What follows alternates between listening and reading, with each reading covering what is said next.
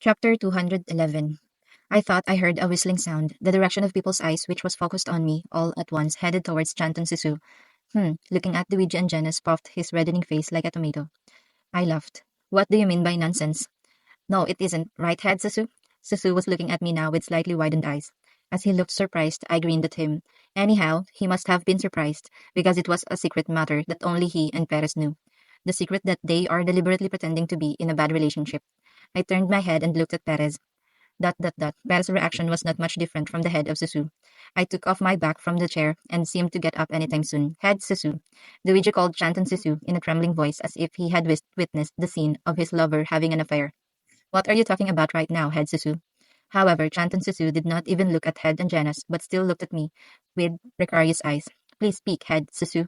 The deputy head of Lombardy is right. Chanton Susu's deep voice reverberated in the conference hall, and slowly he got up from his seat.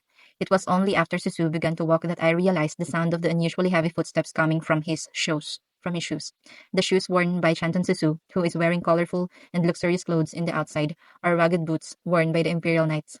After getting out of the seat, Susu stood in front of the head of Brown standing on the podium, and the continued actions of Chanton Susu make it seemed like his behavior before was an illusion. Lambro Empire's 41st Imperial Knight Commander Chanton Susu meets the head of Brown. His existence itself was like a ferocious weapon, yet he bowed his head politely. Then the hand with a clenched fist was brought to his chest. It was a salute used by active duty knights to express their utmost respect. Chanton Sisu, who thoroughly pretended like he'd forgotten all of his knighthood before, revealed his true self as the head of Sisu. As a person who was born in the Empire and been given a chance to wield a sword, it is an honor to be able to repay the grace received by the Brown family. Thank you, Head Brown said in a trembling voice. Once again, Chanton Sisu, who greeted him briefly, took out some well-organized documents from his arm. Please take a look at this, Chairman Tillian. It was a meeting full of unexpected situations. Chairman Tillian, who had been absent-minded for a while, quickly came to his senses and asked, What is this? It's a document of rights to the lands owned by the House of Susu. Rights document? Chairman Tillian's eyes were round. Isn't this a land document? Yes, the House of Susu will hereby hand over the rights of Belair, Ripota, Romole, Kipore, and Leon to the Browns. The people's mouths were wide open. It was a travesty to give away a territory, so it must have been a great shock to see a family that pulls out his territory from his possessions, 5 of them to be exact. Amidst their confusion, someone exclaimed, Wait, if it's Belier, Lipota, Romole, Kipore, and Leon, and someone followed by asking, Isn't that the land of Angenas? Indeed. Although there were no large cities and no farms were built on it, they were ignorantly large lands, and this currently belonged to Angenas. But at the same time, it was also the lands that Angenas took away from the Browns. At that moment, a fierce voice rang out through the hall. What are you doing right now, Head Susu? It was Empress Rabini, who got up from the audience seats. You have no right to surrender those lands. The Empress' beautiful face was distorted with anger. Pardon me, Chairman Killian, I said, raising one hand. This is a nobles meeting. As far as I know, people who are not aristocrats do not have the right to speak. Am I correct? Even if it's the imperial family. At my words, Empress Rabini glared at me like she was going to kill me. You're really making me laugh. The deputy head of Lombardy is right. Please refrain from speaking, Empress. Chairman Killian said unavoidably, with a look of dread. Luigi, with her trembling voice, Empress Rabini called out to the head of Angenas in anger. Hey, look here, Susu. Luigi Angenas took over the baton from Empress Rabini as he shouted. Those lands are clearly owned by the Angenas, but I have the land documents. What if you have the documents? Those properties have been taken care of by Angenas for the past 40 years, like how the Browns had been taking care of them for hundreds of years before. Well, that Luigi, who was speechless, shouted one more time to see if he could think of something to say. Certainly, those lands are not supposed to be returned until Angenas paid it back. However, verbal promises are still promises. We have a contract. That's true, but Santon Susu replied with a rare relaxed smile. No, as I said, I had plans for those lands, so if you want it back, you'll have to hurry. Then he looked back at the Empress and asked, Isn't that right, Empress? Chanton Sisu, the Empress was already furious. You. Perhaps she completely forgot that there are a lot of eyes watching, but she was even talking informally and pointing fingers at Sisu. But like it or not, Head Sisu asked Chairman Killian, Please look at the land documents and contracts I gave you and make sure that the documents are free from flaws, Chairman. A heavy sigh flowed from Chairman Killian's mouth. He didn't know why this was happening to him. Only the sound of a bell was heard in the conference hall where hundreds of people gathered. It was then. Think carefully, Chairman Killian. Empress Rabini said in a grave voice before continuing. You will have to make the right decision if you don't want to regret it. It was clearly a threat. If you sided with Chanton Susu in this situation, be prepared. At that moment, I saw an inexplicable emotion in the eyes of Chairman Killian. After carefully reading the last page, Chairman Killian said, there's nothing wrong with the documents. As requested, their properties confirmed that ownership has been transferred from Susu to Brown. Chairman Killian, the Empress called out to the chairman screaming, but Chairman Killian didn't care. Then he handed the document to Brown and said, now that the territory's issues has been resolved, there is no reason why the Browns can no longer regain their rights as a nobility. Additionally, the Lombardi family would pay the nobility taxes on their behalf. Chairman Killian looked at me. I'll give you a lump sum in cash. For the family who favors the Browns to exercise their noble rights again, say, I agree. I agree. I agree. It was a quick battle. Chairman Killian, you can't do this. This can't be. Luigi sprang out of his seat and rushed towards the chairman. Why, you also want to say that I will regret it, said Chairman Killian to Luigi as he frowned. It was clear that what the Empress said touched the chairman's pride. Yes, no matter how timid Chairman Killian is, why did you threaten him in such a public place? You should have not done that. I clicked my tongue and raised my hand. What is it, Deputy Head of Lombardy? I was just wondering. In the mayhem of chaos and dismay, the nobles looked at me as if they were saying, what is it this time? Bellier, Lipota, Romole, Kipore, and Leon. Aren't they pretty big estates? Yes. Then who will be the representative family of the West? Is it the Angenas or Brown? Gasped. The nobles gasped in shock and astonishment as they grasped the intentions of my questions. If you think hard about it, the lands that had Angenas and Brown have is almost even. I even added a kind explanation. Well, come to think of it, the representative family is determined by the size of their territories. Yeah, that's exactly what I'm trying to say. The head of Susu is very smart. He only picked the large territories and held them as collateral. Now, wait a minute, Chairman Killian said, holding his head. This is beyond my authority. It's not to be decided by the nobles' meeting. Then what will happen, Chairman? To the question of a nobleman, Chairman Killian shook his head and replied, I will hand over this matter to His Majesty. Yes, yes, His Majesty will decide. Bang! The door opened and closed with a loud sound. When I turned around, the seat where the Empress was sitting was empty. She left before the chairman and declared the closing of the meeting just because she was angry. How rude. I muttered loudly, tongue-tied, so that everyone could hear me. This little, Luigi Angenes glared at me as if he wanted to rip me apart and kill me. Why? What? What are you going to do now? Come on, let's call it a day. As the atmosphere became increasingly bloody, Chairman Killian quickly announced that the meeting was over. Chairman, what is it, Deputy Head of Lombardy? Chairman Killian looked at me with a pretty tired face. I pointed my finger at the gravel and said, you have to knock the gavel. The meeting officially ended only by tapping the gavel twice. Chairman Killian, who was staring down at the gavel for a moment, moved his hands mechanically. Bam, bam. It was a cheerful sound at the end of the nobles' meeting, in which Angenas had lost half of their estates and the Brown family had been reinstated. End of chapter 211. Chapter 212. This book. Where did you get this from? Chanton Susu asked Perez in a low voice. The little prince, who is still only 11 years old, stared at Chanton. His eyes were so mysterious that one couldn't think of them as the eyes of a child. The prince's swordsmanship class teacher, Joves, was injured during training and was currently unable to teach swordsmanship to the second prince. However, it was not possible for anyone to be sent to teach the prince's swordsmanship class, so the commander of the knights, Chanton Susu, had visited the Poirac Palace as a temporary swordsmanship teacher. However, after seeing the title of the book on the second prince's desk, Chanton Susu felt cold. He picked up the book. Why is this? Why does the prince have this? The imperial family doesn't have the right to hold possession of this book. As he watched Chanton Susu barely swallowing his anger, Paris said, It's mine. His blunt voice was full of vigilance. Chanton Susu took his gaze away from Paris and looked down at the book in his hand. Brown swordsmanship. And when he turned over one page, he saw the name. Gerard Brown. It was the name of the predecessor of the head of Brown, who died at the hands of Angenes. A very old memory came up in Chanton Susu's head, like it happened just yesterday. Asterisk, asterisk, asterisk. Run away, master.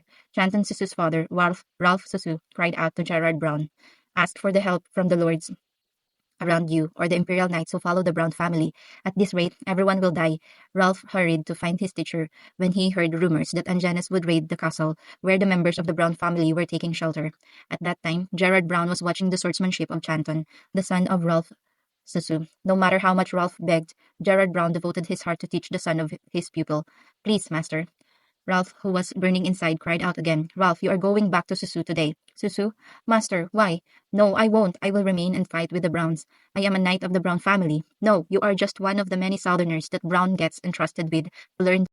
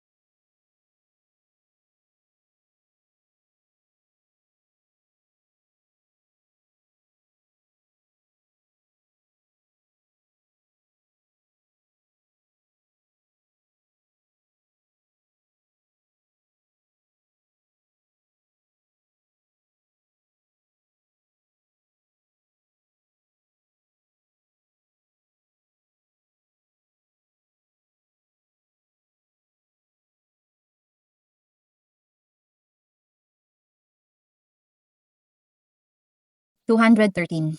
I'll quit. It was the first words the Empress said. I'll stop here, so leave Angenas alone.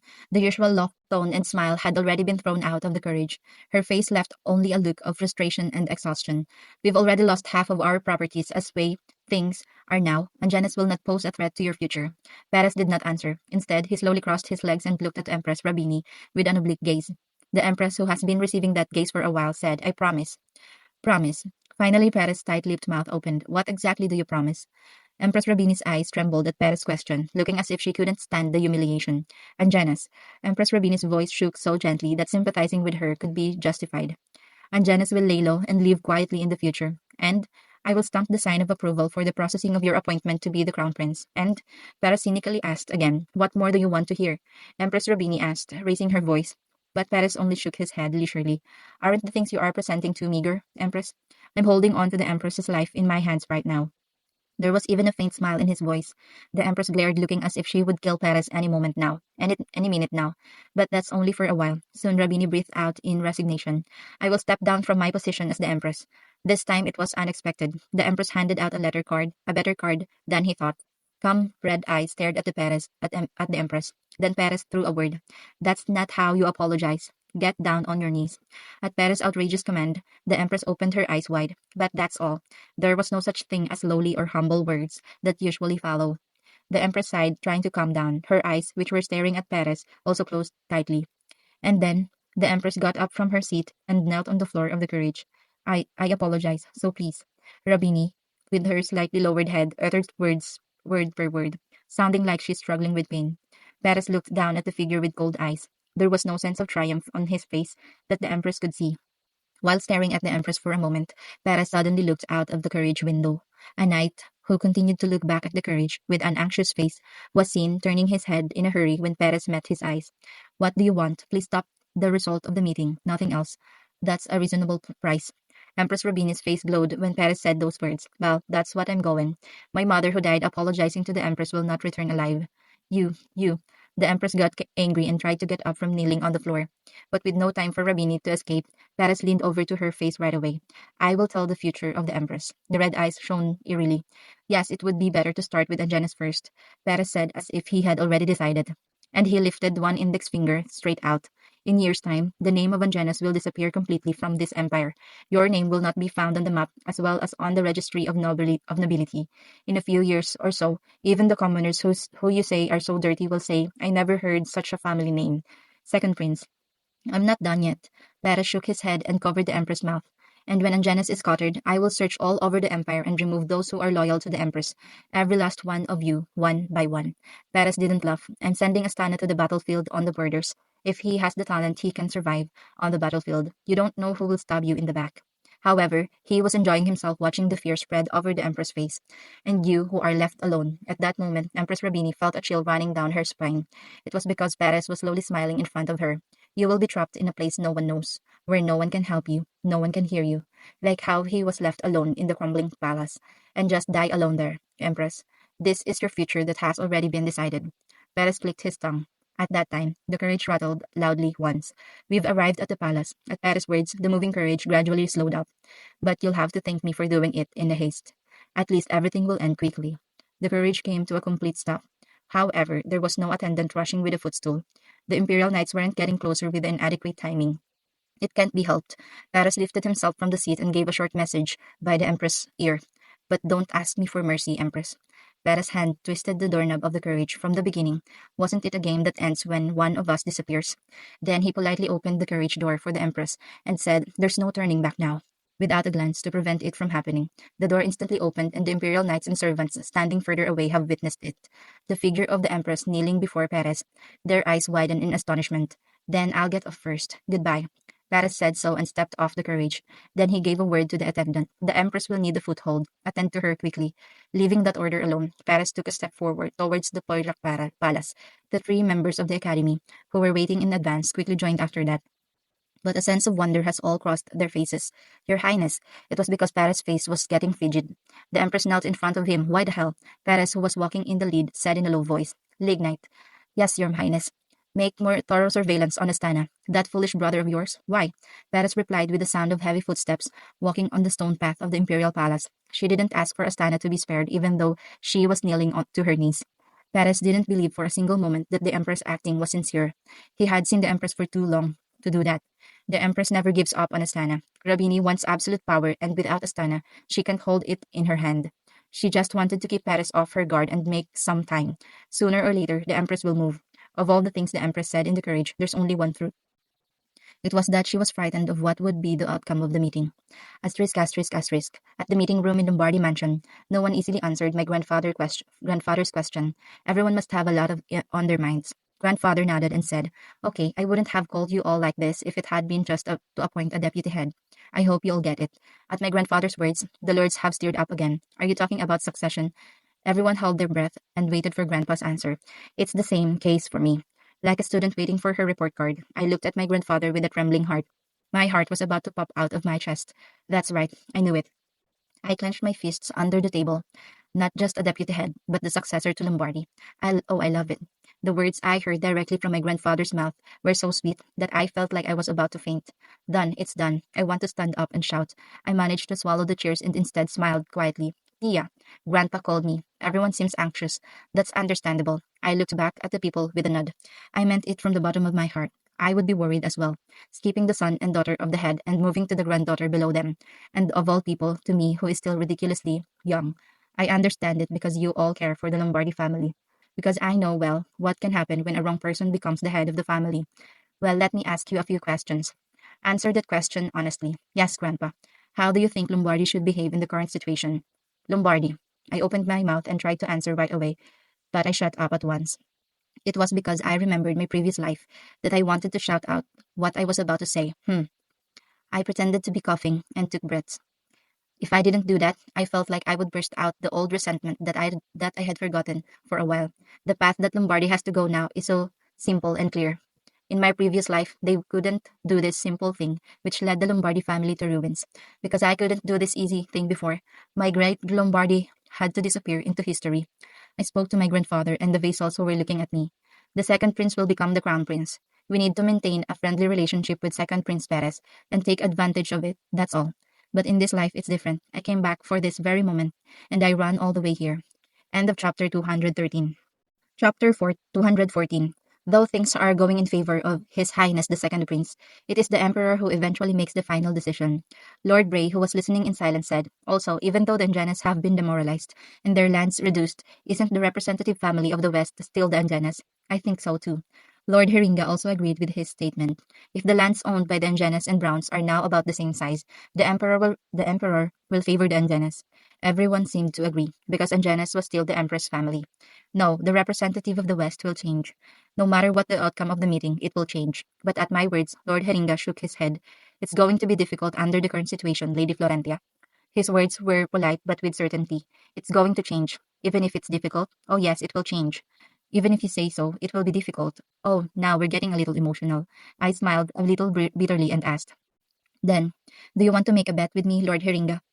As the atmosphere becomes like this, the lords of the vassal family started asking me questions freely. "Then can I hear what you think of the other regions of the empire except for the west?" It was Romasi Dillard who just asked. As a man who runs Lombardy's merchant guild throughout the empire, he knows how to look at the bigger picture. "The most worrying thing is the south." "If it's in the south, do you mean the Susu?" "Yes, currently, Susu's grain business has been spreading throughout the empire.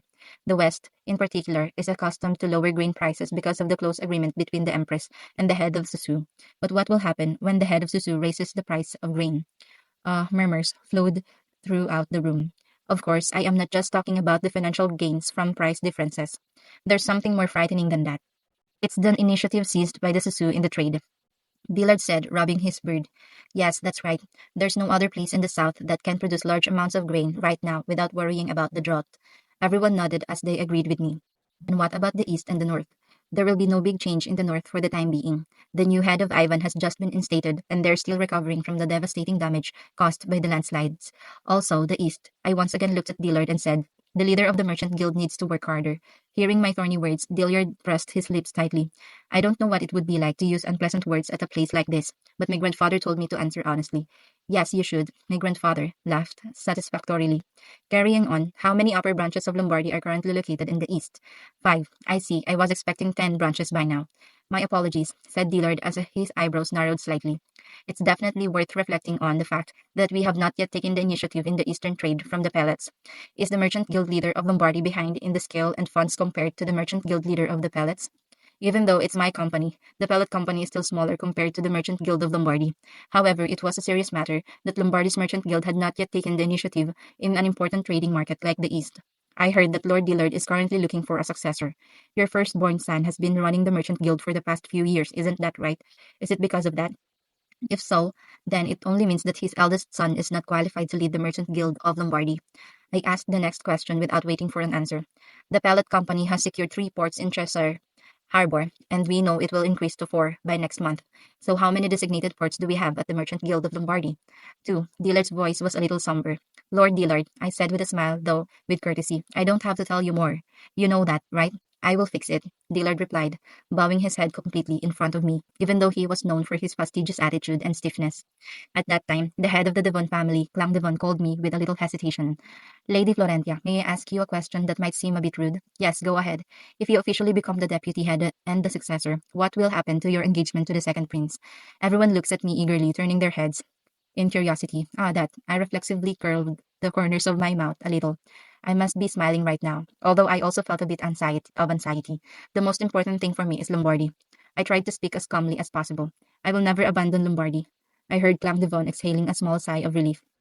After that, several questions came and went. There was nothing difficult for me to answer. Then I'll ask you the last question. My grandfather said, taking himself off the back of the chair. Lombardy is the closest family to the imperial family, but at the same time, is the only family that can keep them in check. The aristocrats of the empire depend on us a lot. That's right. No aristocrat wants the emperor to wield all of its power at will. But at the same time, they don't want Lombardy to have more power than the imperial family, because we already have a lot. My grandfather's words made all the vassal lords laugh a little.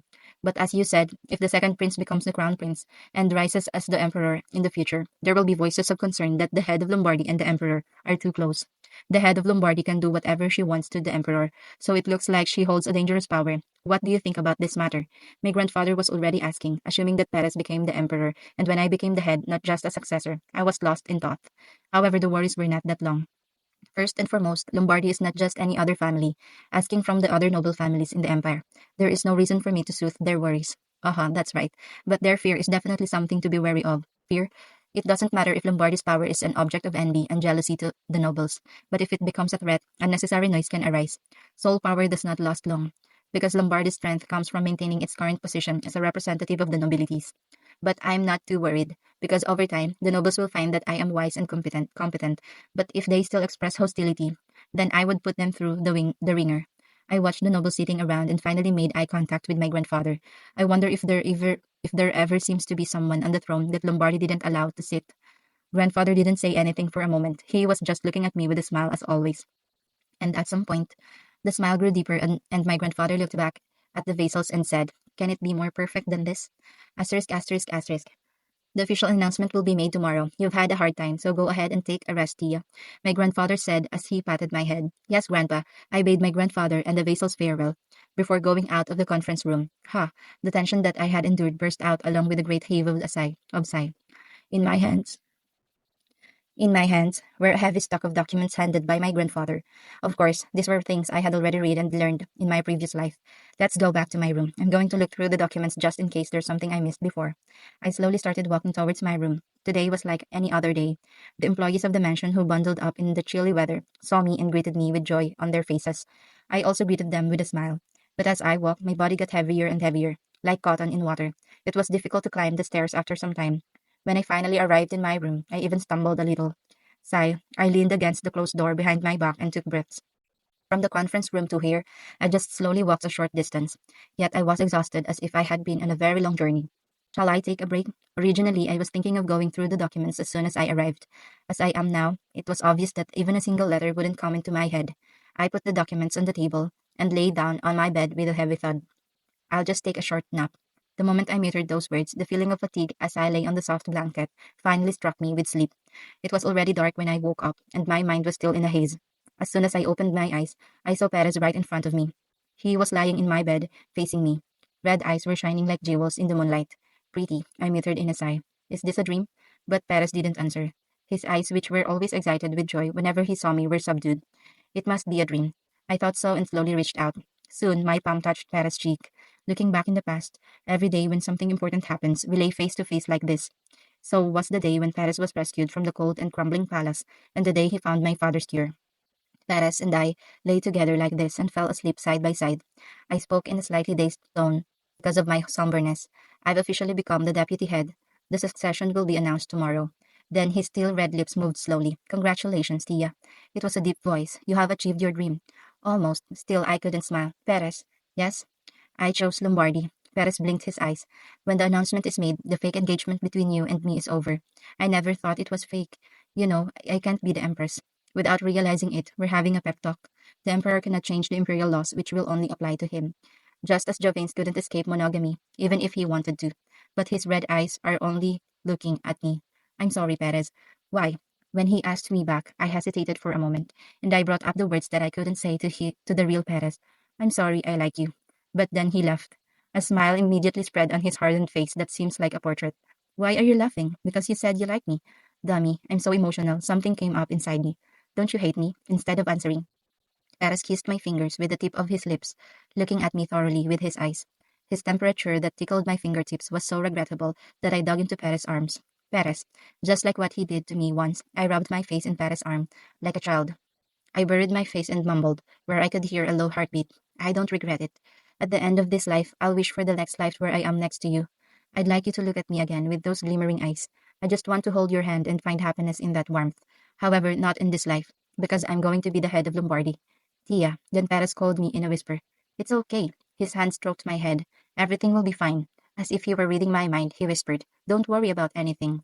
Don't think about anything. Sleep a little longer. From here after, you'll get even busier. At that moment, I almost fell asleep, but I woke up in a daze at his words. Trust me and have a good night's dream. I closed my eyes again to his gentle touch and soft voice soothing me, feeling the warmth of Paris on the tip of my nose. When I opened my eyes again, I was alone. That afternoon, in the name of the head of Lombardy, my grandfather announced my succession. He appointed Florentia Lombardi as the deputy head of the and the official successor to the Lombardi family. End of chapter 214.